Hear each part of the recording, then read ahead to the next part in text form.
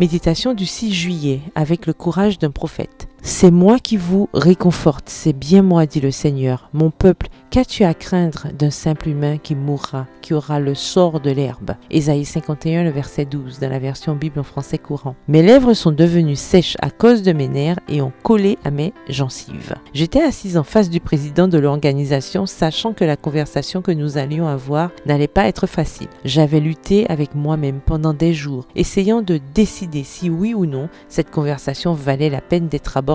D'une part, ce que j'avais à dire était vrai et très important. D'autre part, le fait de le dire ne garantissait pas une amélioration des choses et pouvait me coûter très cher sur le plan personnel. Alors que je parlais de mon dilemme à l'une de mes meilleures amies, elle m'a dit que même si la voix des prophètes était souvent sous-estimée, elle jouait tout de même un rôle important. Le lendemain, une autre de mes amies, Lynette Alcock, m'a envoyé un article qu'elle avait écrit sur le courage des prophètes à dire la vérité. La façon dont je réagis au conflit révèle ce qui motive réellement mon comportement. Elle expose les priorités cachées de mon cœur. Si mon confort, ma position, mon prestige et ma popularité sont ma principale préoccupation, j'aurai du mal à trouver le courage d'aborder les questions difficiles. Mais si ma priorité absolue est l'amour, d'abord pour Dieu et ensuite pour les autres, je trouverai la force d'affronter mes peurs. En lisant ces mots, j'ai su que je devais mettre de côté mon ressentiment et exprimer mon opinion avec respect et tact. Les prophètes de l'Ancien Testament étaient continuellement appelés par Dieu à prêcher des messages inconfortables et impopulaires. Le premier message que le jeune Samuel a été appelé à délivrer était une prophétie sévère contre son propre mentor, le grand prêtre Élie, voir 1 Samuel 3, le verset 12. Ésaïe a été appelé à dénoncer l'hypocrisie des services religieux, voir Ésaïe 58. Jérémie a été considéré comme un traître pour avoir dit qu'il devait se rendre aux Babyloniens et a été jeté dans un puits, voir Jérémie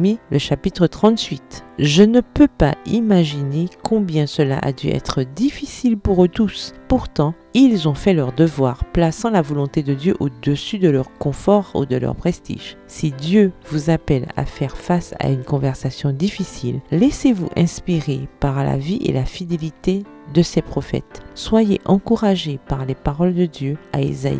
J'ai mis mes paroles dans ta bouche et je t'ai couvert de l'ombre de ma main. Ésaïe 51, le verset 16, dans la version Nouvelle Bible Second. Prière, Seigneur, donne-moi le courage, le tact et la sagesse nécessaires pour affronter les conversations difficiles. Amen. Bonne journée, que l'Éternel vous bénisse.